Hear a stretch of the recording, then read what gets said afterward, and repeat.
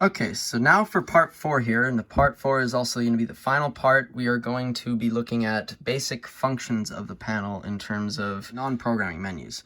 So back again, to get to that, you just click menu, and that we're just going to go over these. So you have reports, and we will start with that. Reports will tell you, and you still have to put in your passcodes. So that's just 4 for me, but it's something different that I can't really explain. But if you were to ask your local Edwards Tech, if you have friends with one, they'd probably know it. Active devices and circuits, so that, I mean, nothing's active, so we can't really look at that. Devices and circuits, that's just tells you like what we have on the system. That's pretty self-explanatory. We don't really need to go into that. Disabled devices and circuits, there's nothing disabled again, so that's good.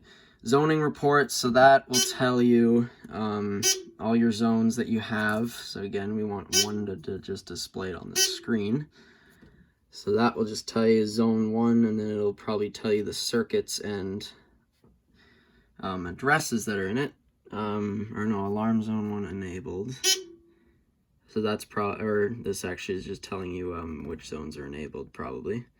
Module, okay, yes, module 1, circuit 1. Top pull station zone 1, that's what it is. It says it several times, it's kind of strange. Alarm zone 2 enabled, you know, and that's going to be circuit 1, device 2. Yep, module 1, circuit 2. Yeah, you get it. We'll go out of that. We're more on reports of the I/O bus, so that's just RS-232 stuff. You don't need to get into feature selections. That just tells you what features are enabled and disabled. We won't go into that. LED assignments, we looked at that in part 2, so we don't need to go into that. And event log, that just tells us, I believe, like the history log of it. So, and correlations, again, we don't have any correlations, so that's good. So that is that for reports. Next, we have enable and disable. Now, there are 2 ways to enable and disable on this panel. This way, you literally just go in and you set, oh wait, no, whoops. Enable, disable here. You, again, have to enter your passcode. You have to enter your passcode for a lot of these things, I believe, except changing the time and date. Enter. Enable circuits and stuff. Enable zones, disable circuits and devices, disable zones, enable, disable printer port, and exit. So it's just enabling, and then you go in and again you type in your module number and your circuit number, and then it'll disable. So that's one way of doing it. The other way of doing it is this panel actually has a quick disable feature, and that basically happens when you press this button here. So what that basically now allows you to do is you can go and press any one that you want to disable. So let's say I wanted to disable NAC 1 and Zone 3. So I just click that and that. So now, exactly, and now there are going to be more troubles showing up here. Signal zone disabled. Alarm zone disabled. I know we can silence that. But basically, yes, that allows you to, say, disable a certain zone a lot easier.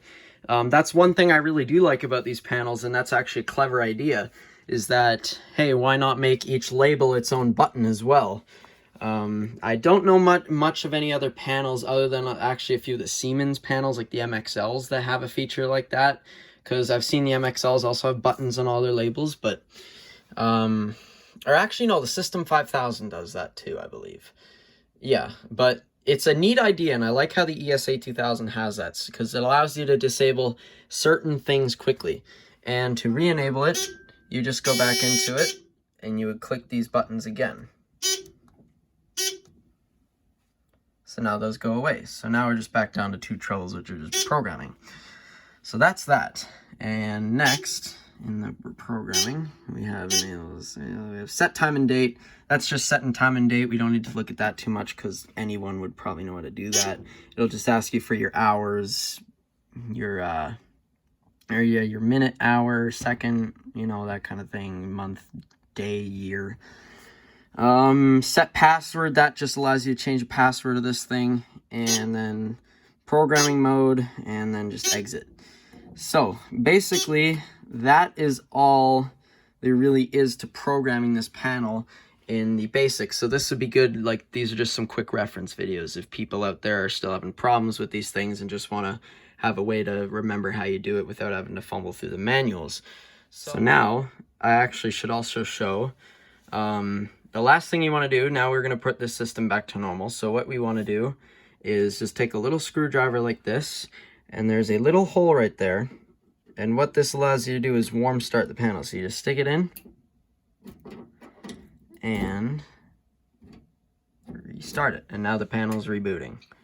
And now it's going to go into its, there we go, it's resetting. So it's going to take a little to reset. But anyways, that is basic programming of the ESA-2000. Thank you guys so much for watching, and we'll see you guys in the next programming video. Bye for now.